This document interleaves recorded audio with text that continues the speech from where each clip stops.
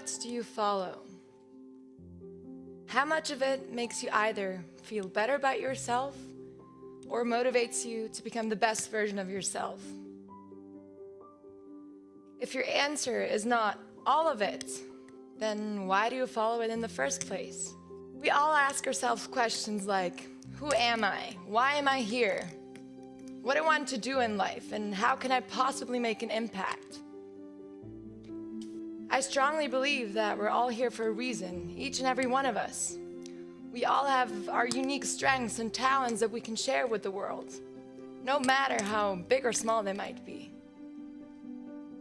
And of course, the world wouldn't function the way it does without certain rules, but have you ever asked yourself what the world and our society would be and look like if we all just followed the nature of our hearts? If we wouldn't be influenced by anyone or anything, what would the world look like? A world where the need to be accepted, the pressure to be good enough, be pretty enough, be better, be skinnier, be more successful, be more popular wouldn't exist. A world where money, likes, and numbers were no factor. A world where diversity and individuality would be promoted just as much as some detox teas and Facetune apps on Instagram. So hello everybody, my name is Nadia, I'm 22 years old, I'm a cookbook author, creative head into all directions, and always with the purpose to put a smile on people's faces. Ever since I can remember, I always wanted to do everything differently. I always thought it's so boring to be just like somebody else, to do something just like someone else does it. And I always wanted to find out my own truth behind things and find out for myself what feels right for me. And that feeling, that gave me some sort of fulfillment that felt so right in my heart and told me to keep following it. Because when you feel fulfilled with what you do, it immediately puts you in a good mood and you'll be able to release positive energy. And positive energy is contagious, uplifting, and so much more powerful than we could ever imagine. I mean, let's just take a smile as an example. It's hard not to smile back when someone smiles at you, right? I mean, try it out. Turn around and smile. Did anyone not smile back? So everyone affected by it gets lit up like a light bulb and then keeps spreading that light with more and more people. It's like a domino effect. But the same thing happens with negative energy. Same domino effect, it just has a negative twist to it. And it doesn't switch on lights, it turns them off. So we gotta be careful with our thoughts because energy knows no boundaries. It doesn't just die and fade. Once it's out there, and it affects everyone and everything. And you also attract what you send out. So I think of it that every negative thought is not just a punch in everybody else's face, but also back into your own face. And that certainly doesn't bring you any value, nor does it in anybody else's life. I'm not saying that it's about constantly being happy and in a good mood. Life is an interplay of shadow and light. Without ups, there's no downs. But I feel like there's always something to be thankful for. I mean, even just the fact that we're alive is pretty damn cool, right? So it's about appreciating what we have and about trying to see the possibilities in every situation. And then try to make the best of it. And if we have a hard time, we should never ask ourselves, why is this happening to me? We should ask ourselves, what is this trying to tell me? And then go from there. Because you can only do good to others and really make an impact if you do good to yourself first. And you can only do good to yourself first if you do what fulfills you. I guess just find your passion and bring it to life. Simple as that, right? We hear and see and read it everywhere, whether in motivational speeches, in books, in Tumblr quotes, even TED Talks. But I agree, that's so much easier said than done. especially if you try to find this one passion and one passion only. After high school, I didn't really know what I want to do. I had all possibilities in front of me, but I felt like I didn't fit in anywhere, at least nowhere where I could truly express who I am. I kept my heart open for the unimaginable and wouldn't let my imagination be limited by anyone or anything. Until at one point, it became very clear to me that passion can't just be one thing. Passion can be many things. And it's a combination of your passion that truly brings out your uniqueness. So I'll give you a visual example of how I look at my passions. So I envision a strong tree within me, running from my feet all the way up to my chest. The trunk, that's always there, symbolizes my life purpose. It's rooted with the earth below me and connected to the sky above me.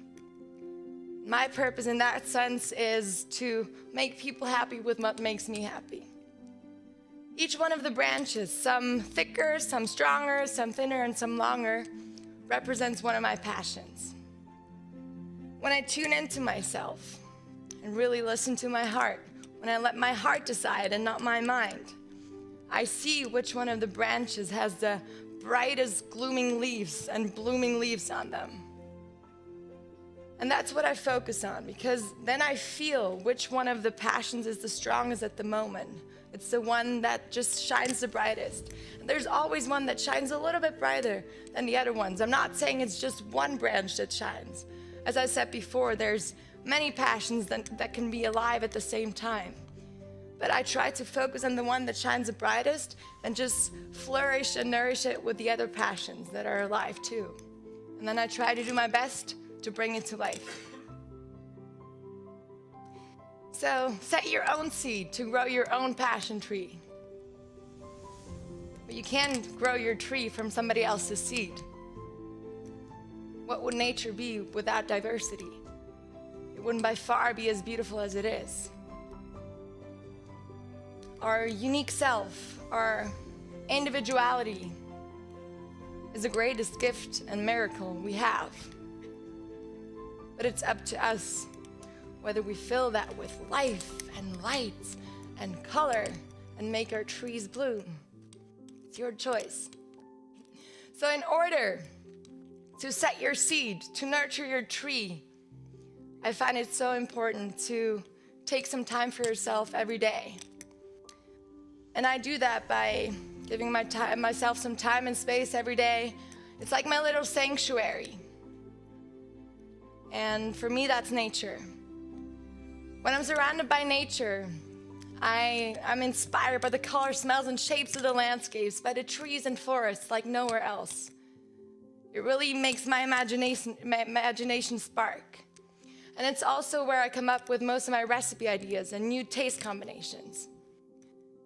I can give you an example of how I create one of my recipes. This was just from the other day when I was on my run. These are white corn tacos with a mint and macadamia pesto, a sweet and salty pecan crunch, sesame crusted and baked tofu, frozen raspberry crumbled on top, and a refreshing, creamy coconut and lime dressing drizzled on top. All right. I was on my morning run, and then I saw the moon still visible in the sky with its craters on it. And that made me think of the tacos. I kept running, and I ran past this field with freshly smelling grass. And there were some little water drops on the grass. The shape of those water drops made me think of the shape of macadamia nuts, and the green of the grass of freshly smelling mints. I kept running and running, and then I saw this special tree with a white bark and brown spots on it. And that immediately turned into sesame crusted tofu, because the crust protects the tofu like the bark protects a tree. I keep running, and I pass this field and spot some sheeps. Some of the sheeps have a rather sharp look on their faces, and other ones kind of a smile. And that turned into a sweet and salty pecan crunch. With the taste combination in my mouth already and seeing the dish in front of my eyes, I felt like something was missing, some color and some sweetness. So without thinking about it too much, I run back home, go straight to the local market to pick up the ingredients. And at the local market, the fresh raspberries were smiling at me like I normally smile when I'm dancing in the rain. And that rain made me think of frozen raspberries crumbled on top of the tacos to add some sweetness and fruitiness. But where did these raspberries come from? I look up in the sky, and the sky was covered in creamy and white clouds. And those creamy and white clouds turned into the coconut and lime sauce that I drizzled on top. So that's how this recipe came to life, just as an example.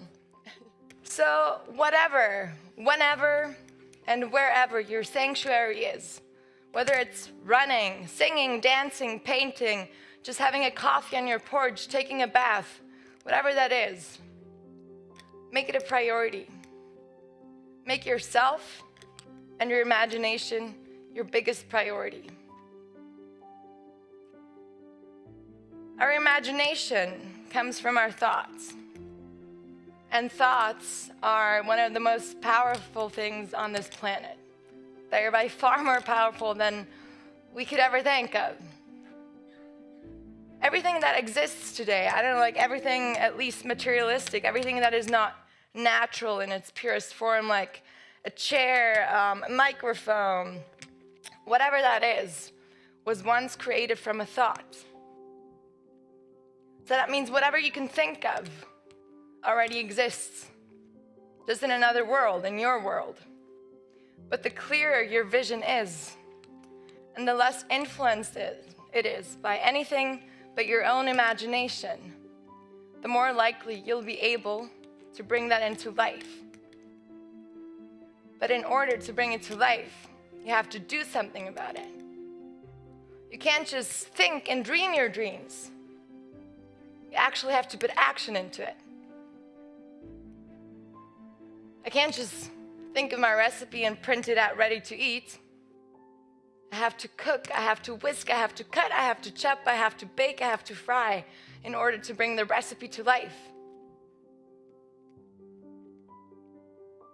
When I created my second cookbook, which is the travel cookbook that takes you all around the world with all your senses, I was working for 16 hours a day for 4 months straight without a single day off. I was living in my own bubble, guided by my instinct, inspired by my imagination, and flourished with my emotions. I cooked and created and wrote the whole book straight from my heart.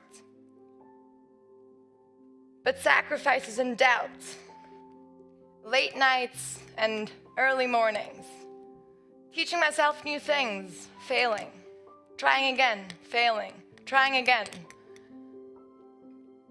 A lot of passion and dedication, motivation, and even more hard work were just as much part of it. But when you have a purpose behind what you do, there's so much energy running through your body and your mind and soul to keep you going, to keep pushing through. Because once you see your dreams come to life, you'll realize that every step of the way was more than worth it. But by scrolling through Instagram, watching Netflix, and wishing to have somebody else's life, you won't really be able to enable you the life that you want.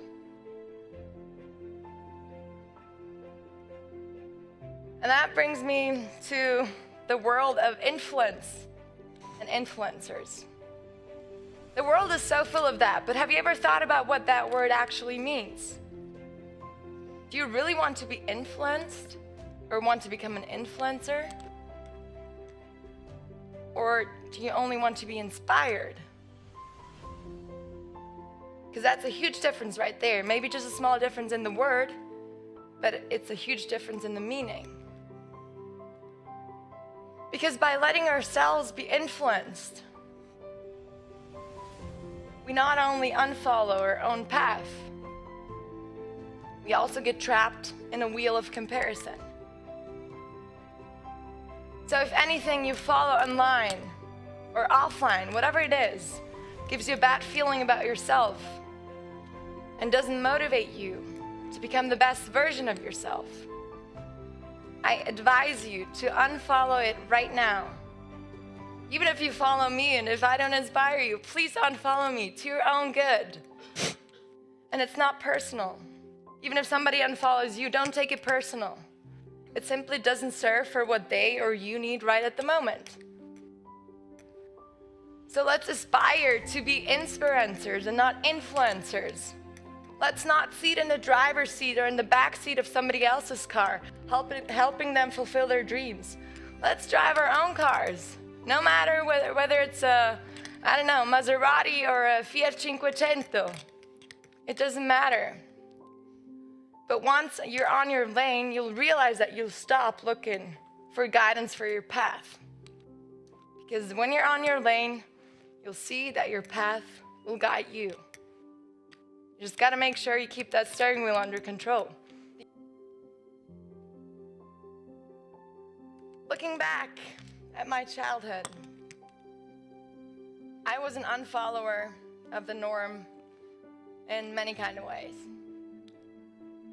And believe me when I say that it wasn't always easy. I know what it feels like when people laugh about you, don't take you seriously, or don't believe in you. Nadia, don't ask such stupid questions. Nadia, why can't you just be and act normal? Nadia, this doesn't make sense. And so on. And people will do that and say that when you don't conform with the norm. But following the norm kind of means that you're putting yourself a step back. And to me, that was never worth it. By the way, I'm 23 and not 22, but I don't like odd numbers. That's why I said 22. So much to not following the norm. So, don't limit yourself by what you think could possibly stop you. Because it only seems impossible until somebody does it. And don't focus on the problems, focus on the possibilities. Because by focusing on the possibilities, the problem will not only solve by itself, but you will see that a huge ocean of opportunities will open up in front of you. Give yourself the respect that you deserve. And if necessary, go on a society or a social media detox. Unlearn what feels untrue in your heart and unfollow everything and everyone that keeps you from being yourself. Because then you will realize that life is not about social validation like Instagram or having more likes and followers than others. The only one and most important follower you can have, the only one you really need to please, always, all the time and forever, is you and yourself. Thank you.